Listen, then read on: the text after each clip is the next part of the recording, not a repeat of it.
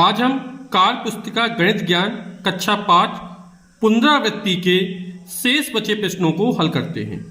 जैसे क्या दी गई संख्याओं का महत्तम समापवर्तक मासा ज्ञात करो। तो 18 और 24 का मासा ज्ञात करना, महत्तम समापवर्तक। तो हम 18 और 24 के पहले अपवर्तक लिख लेते हैं। तो 18 के अपवर्तक लिख लेते हैं और 24 के अपवर्तक लिख लेते हैं। तो 18 का अपवर्तक क्या हो जाएगा? 1 हो जाएगा। 18 में 2 का पूरा पूरा भाग चला जाएगा, फिर 3 हो जाएगा हमारा, 3 का भाग पूरा पूरा चला जाएगा, फिर 6 का भाग पूरा पूरा चला जाएगा और फिर 9 का भाग पूरा पूरा चला जाएगा। 9 दूनी 18 होता है और 18 स्वयं हो जाएगा। तो 1 2 3 6 9 18 ये 18 के अपवर्तक हो गए। इस तक 24 के अपवर्तक निकाल लेते हैं। तो 1 हो जाएगा, 2 हो जाएगा, फिर 3 हो जाएगा,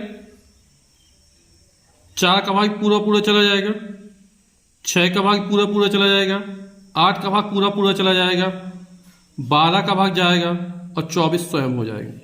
तो 1 2 3 6 ये समान अपवर्तक हो गए। तो इसमें सबसे बड़ा अपवर्तक कौन सा है? 6 है। तो वही हमारा महत्तम समापवर्तक या मासा हो जाएगा। पहले हम समान अपवर्तक निकालेंगे।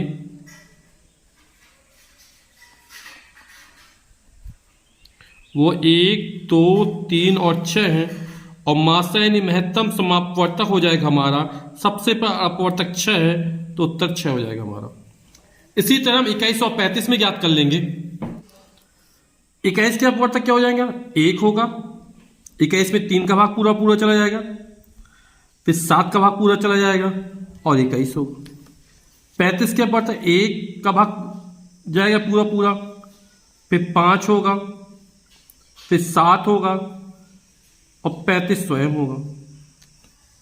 तो यहां पर समान अपवर्तक कौन से हैं? 1 है, 7 है और इसमें सबसे बड़ा अपवर्तक जो है वो 7 है। तो महत्तम समापवर्तक हो जाएगा वो हमारा 7 हो जाएगा। अगला प्रश्न कह रहा है नीचे दी गई संख्याओं का लघुत्तम समापवर्त लासा ज्ञात करो। तो पहले 8 और 16 के अपवर्त लिखते हैं।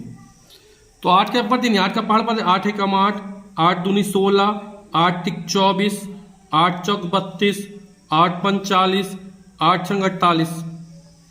अब 16 के अपवर्त लिख देते हैं। 16 एकम 16, 16 दूनी 32, 16 ती 48, 16 चौके 64। अब समान अपवर्त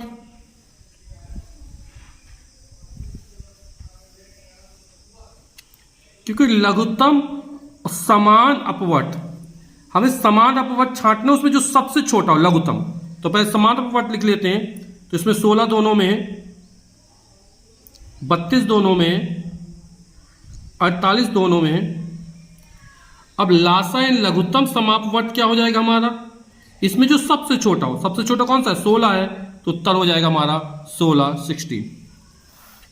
इसी तरह हम इसमें ज्ञात कर लेंगे। तो 12 के अपवर्त 12 एकम 12, 12 दूनी 24, 12 तिया 36, 12 चौक 48, 12 पंचे 60, 12 छंग 72, 12 सत्ते 84, 12 अट्ठे 96। 16 का अपवर्त लिखते हैं। 16 एकम 16, 16 दूनी 32, 16 तिया 48, 16 चौके 64, 16 पंचे 80, 16 छक्का 96। अब समान अपवर्त कौन से हैं? यहां पे हम देख रहे हैं कि 48 दोनों में शामिल है, 96 दोनों में शामिल है। तो 48 और 96 और इसमें छोटा कौन सा है? 48 है। तो जो लघुत्तम समापवर्त हो जाएगा वो हमारा 48 हो जाएगा। इस 12 का भाग भी 28 से पूरा पूरा चला जाएगा और 16 का भाग भी पूरा पूरा चला जाएगा। बोला भिन्नों को देखो, समझो और इस बॉक्स में सही का चिन्ह लगाओ। छोटा कौन सा है, कौन सा बड़ा है, कौन सा बराबर है।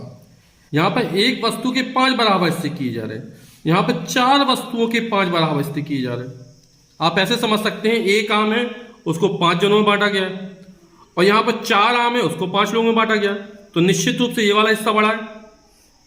या फिर जब हर समान होते हैं तो जिसका अंश बड़ा होता है वह भिन्न बड़ी होती है। तो बड़ी भिन्न होने के कारण ये चिन्ह लग जाएगा।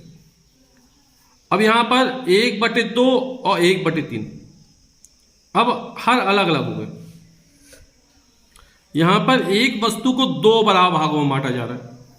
यहां पर एक वस्तु को 3 बराबर भागों में बांटा जा रहा है, तो निश्चित रूप से ये वाला भाग ज्यादा होगा, है ना। या फिर ऐसा समझ सकते हैं, यदि अंश बराबर है तो जिसका हर बड़ा होता है वह भिन्न छोटी हो जाती है। तो यहां पर ये बड़ी होगी, तो ये हमने इस तरह लगा दिया 2/8 4/8। यहां पर हर समान है, अंश इसका बड़ा हो तो ये वाली भिन्न बड़ी होगी और ये छोटी होगी, तो ये चिन्ह हमारा इस तरह लग जाएगा। यहां पर 1/2 8/16 को देखेंगे तो 8 एकम 8 8 दूनी 16, तो ये 1/2 हो जाएगी। 8 एकम 8 8 दूनी 16। यहां पे एक चीज को 2 भागों में बांटा गया, यहां 8 चीजों को 16 भागों इसमें 8 वस्तुओं को 16 भागों में बांटा जा रहा है ना। तो दोनों कैसे हैं, बराबर है, तो यहां पर ये चिन्ह लग जाएगा, वो बराबर का चिन्ह लग जाएगा। 8 एकम 8 8 दूनी 16, ये 1/2 ही है। अगला कह रहा है भिन्नों को आरोही तथा अवरोही क्रम में लिखिए। अब सभी के हर समान है, तो जिसका अंश बड़ा होगा वो भिन्न बड़ी होगी और जिसका अंश छोटा होगा भिन्न छोटी होगी। तो आरोही यानी चढ़ते हुए क्रम में लिखना है, यानी सबसे पहले सबसे छोटी संख्या, फिर उससे बड़ी, फिर उससे बड़ी। तो यहां पे सबसे छोटी संख्या 1/8, इससे बड़ी है 2/8, इससे बड़ी है 3/8 और इन सबसे बड़ी है 6/8। अवरोही क्रम में लिखेंगे तो ठीक उल्टा क्रम लिख देंगे। सबसे पहले आएगा 6/8, इससे छोटी है 3/8, उससे छोटी 2/8 और सबसे छोटी हो गई हमारी 1/8।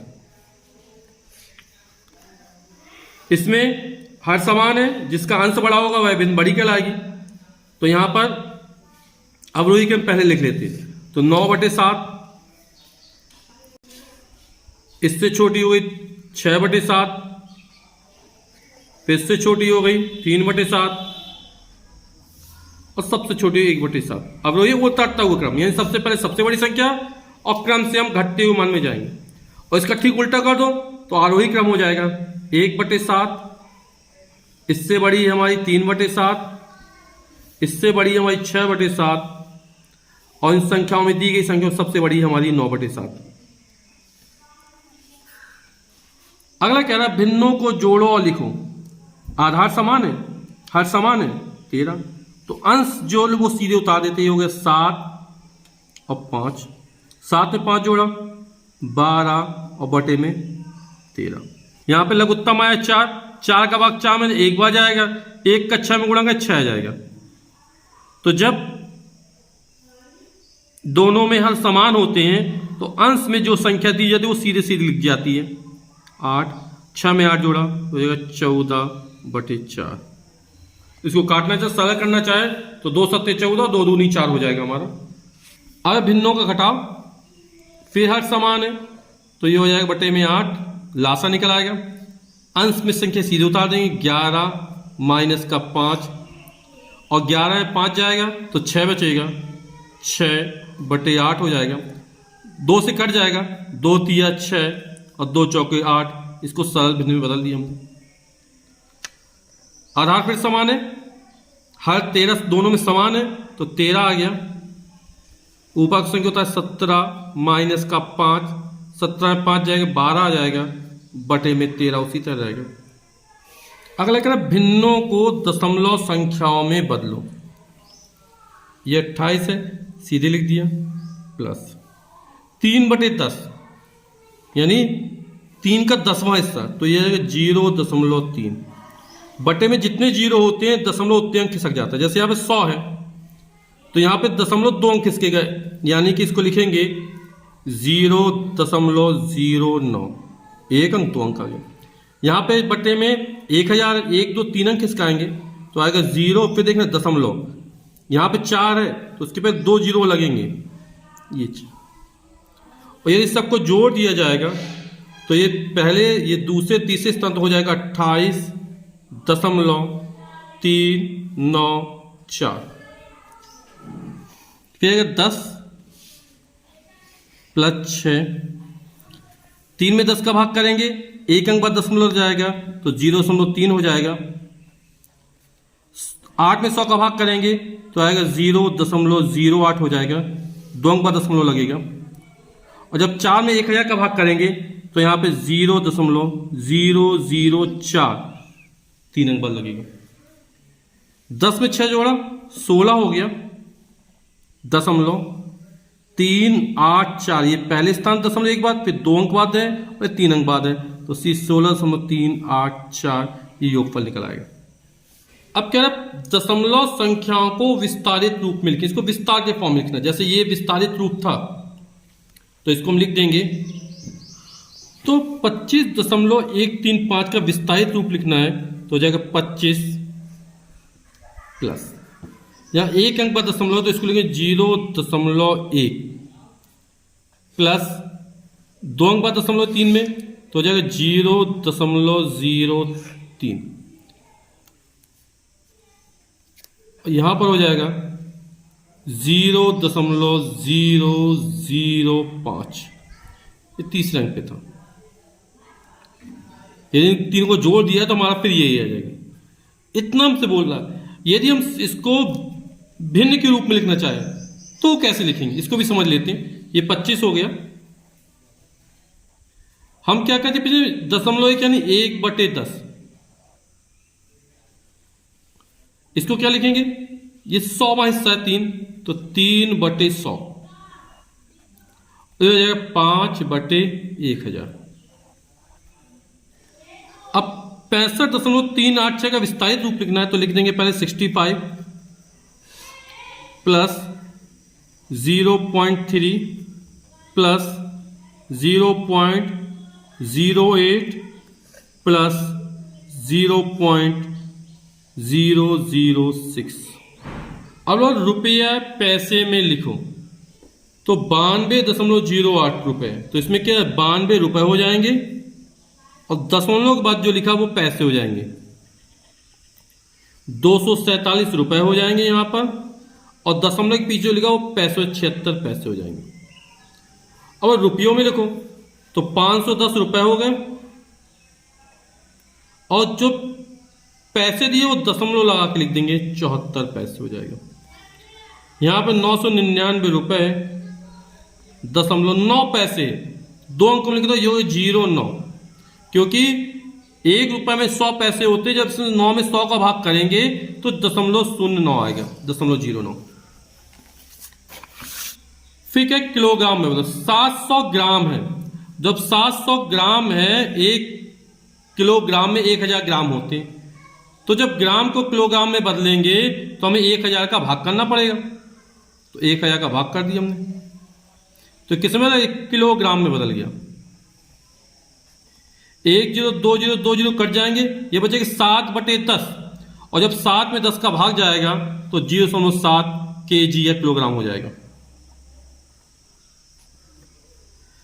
2495 ग्राम दिया, तो 2495 में 1000 का भाग करेंगे तो ये किलोग्राम में चेंज हो गया।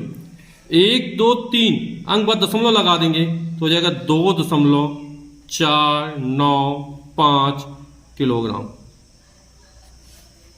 निम्नलिखित आकृतियों के परिमाप ज्ञात कीजिए। परिमाप माने परिमाप, चारों ओर की माप, यानी जो चारों भुजाएं दी गई हैं या 3 भुजाएं दी गई हैं, उन सभी की भुजाओं की माप को जोड़ देना, वही परिमाप कहलाएगी। तो जैसे इसकी परिमाप क्या हो जाएगी, तो 5 centimetre plus 2 centimetre plus 5 centimetre plus 2 centimetre, 5 2 7 7 5 12 12 2 14 centimetre cm। यहां परिमाप हो जाएगी 4 प्लस 2 प्लस 4 प्लस 2, 4 2 6 6 4 10 10 2 12 सेंटीमीटर। और इस त्रिभुज की परिमाप क्या हो जाएगी, आप लोग देख के समझ चुके हैं, 3 भुजाएं, इसमें तीनों भुजाओं का योग कर देंगे तो 4 प्लस 4 प्लस 4 4 4 8 4 3 12 सेंटीमीटर। ऐसा त्रिभुज जिसकी तीनों भुजाएं समान होती हैं, ऐसे त्रिभुज को हम समबाहु त्रिभुज कहते हैं। यहाँ पर ये जो आकृति दिख रही है इसमें आमने सामने को जो समान है और समांतर है और ये 90 अंश का कोण बन रहा है, तो ये हमारा आयत है। और यहाँ पे 90 अंश का कोण नहीं, सम्मुख भुजाएं बराबर और समांतर है, ये हमारा समांतर चतुर्भुज है। तो ये आयत, ये समांतर चतुर्भुज और ये त्रिभुज हो गया। अगला सवाल कह रहा है तुम्हारे स्कूल के एक टाट पट्टी की लंबाई 900 सेंटीमीटर है। ये जो लंबाई दे रहा है वो 900 सेंटीमीटर है और चौड़ाई 50 सेंटीमीटर, ये जो चौड़ाई वो 50 सेंटीमीटर। क्या टाट पट्टी का परिमाप ज्ञात करो। तो टाट पट्टी का परिमाप, ये जो टाट पट्टी है वो आयत के आकार की है, इसकी लंबाई तो हम सूत्र लगा के इस पर निकालते हैं। तो टाट पट्टी आयत जैसी है तो आयत का परिमाप होता है 2 लंबाई प्लस चौड़ाई, ये सूत्र होता है।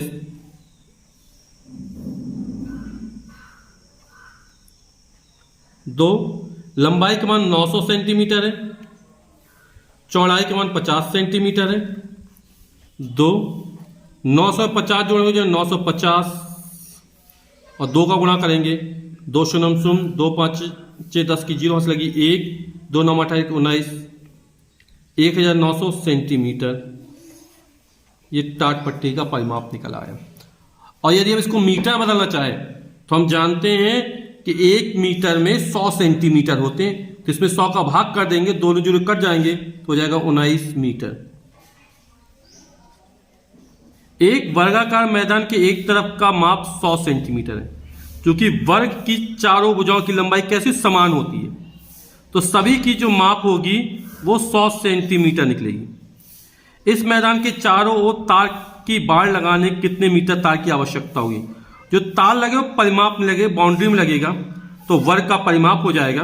तो बाड़ लगाने में लगा तार बड़ा वर्गाकार मैदान का परिमाप, और वर्ग का परिमाप हो तो 4 गुणे भुजा। वैसे पर निकालें 100 प्लस 100 प्लस 100 प्लस 100, 4 भागा 400 सेंटीमीटर निकल आएगा। या 4 गुणे भुजा का मान 100 सेंटीमीटर है, 4 गुणे 100 यानी 400 सेंटीमीटर, यही हमारा आंसर हो जाएगा।